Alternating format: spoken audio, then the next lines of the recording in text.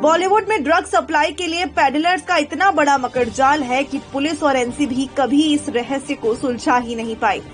इसका एक बड़ा कारण ये भी है कि ड्रग्स बाजार के बड़े खिलाड़ी भारत के बाहर से सप्लाई को कंट्रोल करते हैं।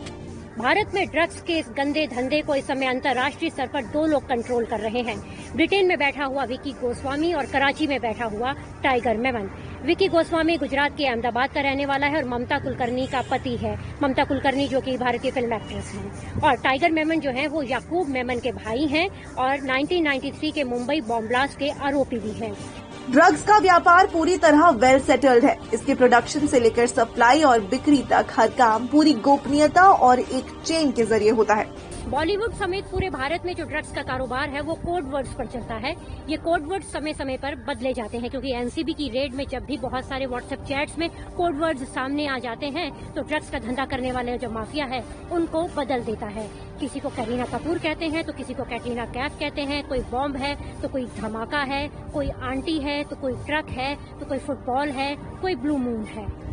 पर सबसे बड़ा सवाल ये है कि ये ड्रग्स भारत तक पहुंचते कैसे हैं?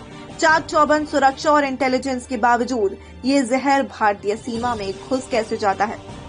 अंतर्राष्ट्रीय स्तर पर अगर हम लोग बात करते हैं तो जो भारत है वो ड्रग सप्लाई के लिए एक बहुत बड़ा ट्रांजिट पॉइंट भी है। और अगर हम भारत में बात करते हैं तो मुंबई जो है वो ड्रग सप्लाई का एक सबसे बड़ा ट्रांजिट पॉइंट है, जहाँ पर समुद्रों में बहुत सारे ऐसे प्राकृतिक टापू बने हुए हैं जहाँ से ये ड्रग्स जो है एक देश से दूसरे देश में सप्लाई की जाती है। इसके अलावा भारत के जमीनी बॉर्डर्स के रास्ते भी सुरक्षा बलों से बचकर ड्रग्स की सप्लाई की जाती है। कई बार सुरक्षा बलों की मुस्तैदी के बावजूद नदी के अंतराल, धुंध, कुछ अंधेरे इलाके और खराब मौसम तस्करों की मदद करता है। पर लगातार बढ़ रहे ड्रग्स के गोरख धंधे पर नकेल कसना जरूरी है, और ये तभी हो पाएगा जब देश में ड्रग सप्लाई की कमर तोड़ी जाएगी।